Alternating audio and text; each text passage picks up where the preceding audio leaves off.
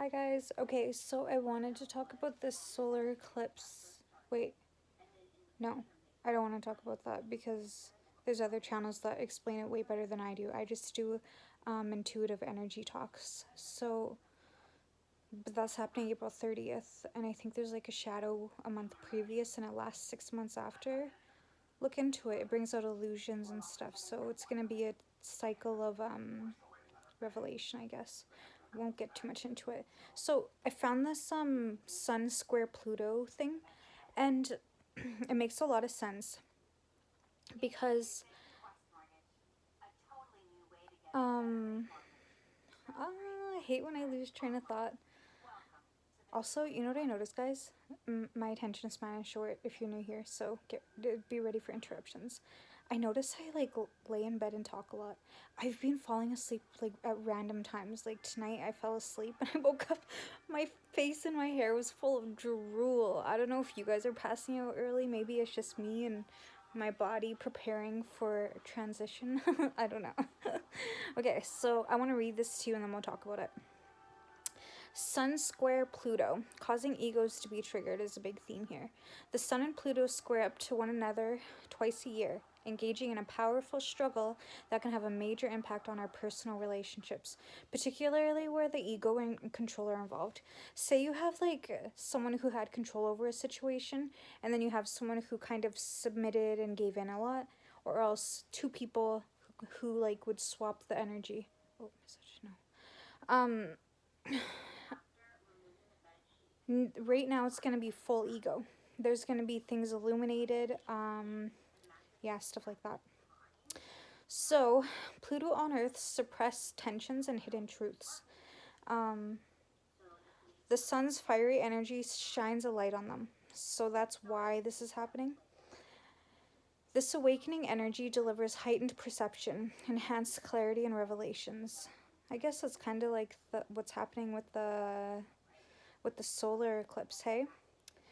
So we will clearly see people's true desires and intentions and motivations. For me, this is really accurate. I want to say something on that really quick, and then the thing tells you what to expect, so I'll talk about that after.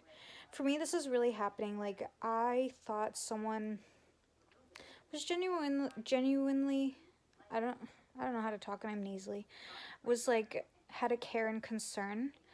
But now I'm starting to see I have to give my energy and just be totally loving and not speak up on any of their mistreatment, neglect, and it kind of pissed me off. You guys might be experiencing this too. Like, I see what you're doing now. I see what this is to you. I'm done. Like, you guys might be going through this. This is being illuminated to you to see people's true intentions, right? And, oh, I didn't even inhale that. Sorry. And, it's like people that don't belong in your life. This is a big theme this year. I noticed this. People that don't belong in your life or don't like really give a shit about your involvement in theirs. They just want your energy. They're being illuminated, and this energy siphoners, they're being triggered to be removed. This is a way to remove karmic lessons, karmic people, situations. And if you guys have fire signs in your chart, like I have 4 to 5 Leo placements. I think I have 5, but it depends. I don't know my exact birth time, so sometimes it's Libra rising, sometimes it's Leo rising. I don't know which one it is. I have to go in my birth records. But I suit Leo a lot because I'm spicy. Anything triggers me, and I have a quick, like a sharp tongue, really sharp, and I speak freely. I know what I want to say, and I'm gonna say it, and it pisses off a lot of people. I used to be really quiet and just like let whatever slide, but this person, for whatever reason, they just so secretive, and I don't like it. I don't like it, and I want to keep them in my life. You guys might be going through this, but it's like they do things, they make things right, and then they do things, and it's like the horns come out, you know, like I get so mad. You guys might be experiencing this, and I want to verify that is for a reason. You're having contradicting energy with this person because you're supposed to get rid of them. You're supposed to not have them in your life, especially if they're making you question your reality or question your integrity, your morals, your mental health. When you speak up for yourself, this person's ego is going to be tripped and they're not going to be very happy with you. It's going to be a battle of egos, you know? Excuse me. Hopefully that these energies, like these ones that are being we're getting clarity about, hopefully they're triggered enough by people confronting them to heal.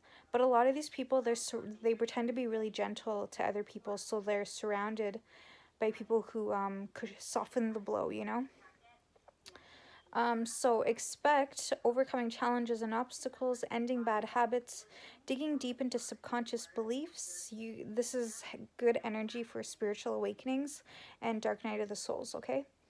Resolving conflicts, desire to make dramatic changes, sudden transformation, profound insight, new perspective, and greater understanding. So if you haven't been dabbling into your spiritual awakening. Sorry, I keep slapping my leg accidentally. If you haven't been dabbling into your spiritual awakening and you're still projecting and blaming other people, right now is the time where these desires to protect yourself, to live in survivor mode, to only blame other people and not even look at what your position is in life, it's being humbled greatly. Ego is being exposed. And you know, the thing about ego is we can't live without it. There's no such thing as ego death. I used to talk about it a lot, but then I noticed I was starting to turn really submissive and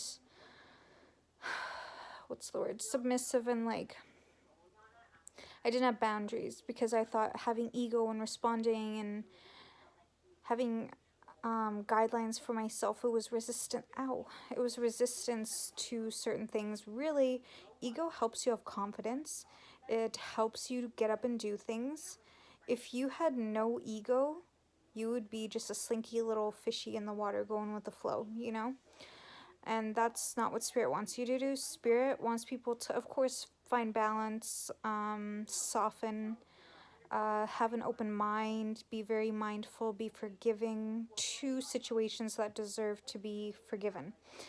Or gentle, compassionate, all that stuff. But then ego, it helps you build businesses, it helps you stand up for yourself, it helps you get the truth spoken, it helps you with initiative and confidence. So if you're having like a conflicting energy with ego and being mindful, just know that they can both drive the bus. They don't ego should really actually be in the back seat and you can pull them up whenever you need them, but you can't completely kill your ego. You might see posts on social media, I have noticed a few, saying ego death, you can't, like, spiritual ego sucks. Like, yes, all that stuff sucks, and if you're completely dabbling in like validating yourself and proving other people wrong and trying to be seen as heather this blah blah blah, I don't know if that's even a word, that's just kind of what Spirit said. But if you're trying to be seen as all-knowing because you talk about ego death and spirituality, you're going to be humbled greatly right now. There's going to be a lot of hypocritical energy. Does that make sense? And the thing about this is spiritual journey is learning to not be ashamed of being a hypocrite, or having conflicting opinions, seeing two sides to a situation and agreeing with both, because it's all about meshing black and white, and then you have to make a balance. That's the point of yin and yang. You have to put it together. You have to find the perfect fit. Everything fits as if you make it fit. Relationships, if you really care about a person really cares about you. Really weird name just messaged me on Facebook. And you guys will make it work, and this is the energy that's happening right now that can make it work, because a lot of people are being softened right now. A lot of people are being humbled because they're not getting things the way they want with the energy they were giving out before. That push, that pull, it's not working anymore. A lot of people are not easily manipulated. That's being shed completely. So there's a lot of humbling going on. Not in a bad way. Let's not shame anyone, of course. As I'm saying, let's remove the need to shame others, okay? Yeah, it's interesting. I really wanted to talk about that because that's something that I'm really big on right now, is finding a balance with my anger, my quick to respond with this person, because I can't stand people who can't have a conversation, you know? Like, that's something that's always got to me. It's like, You're just gonna totally be arrogant and talk condescending to me and other people and say bad things about me and other people behind their back and not confront the situation with an adult conversation. I'm actually not going to say adults because children have better conversations than some adults, but a mindful conversation, one where it's balanced and even to the point where it's disrupted, it's ended, right? This connection can no longer happen the way we planned, intended, and hoped for. That's a sign that it just has to go. We can bicker, we can argue, but really we're wasting so much energy when we can be putting it where we're actually happy, you know what I mean? Um yeah, that was interesting. I really wanted to get on the touch of like, or the topic of like ego and how to soften while still having an ego, because we can't get rid of it. It's not even possible. It's not a situation. um yeah, there was something else I wanted to talk about, but I don't remember. It's okay if people pull away from you too during this time, because a lot of pulling away and going quiet is self-reflection. Don't take anything personal. If someone wants to say something to you, let them say it. Or, if they don't say anything, who gives a shit, to be honest, actually. Um, Something I want to warn you guys about is saying too much. Like me, when I'm triggered, I just go off. Plus, I have like ADD. I know I say it in every video, but these energy shifts, I'm so heightened emotionally. My hormones are like wild, and I'm not scared to talk anymore. I'm not scared to lose people, if that makes sense. You guys might have this situation come up too. It's like you have the backbone to finally express yourself and say things, and you're being given the go by spirit.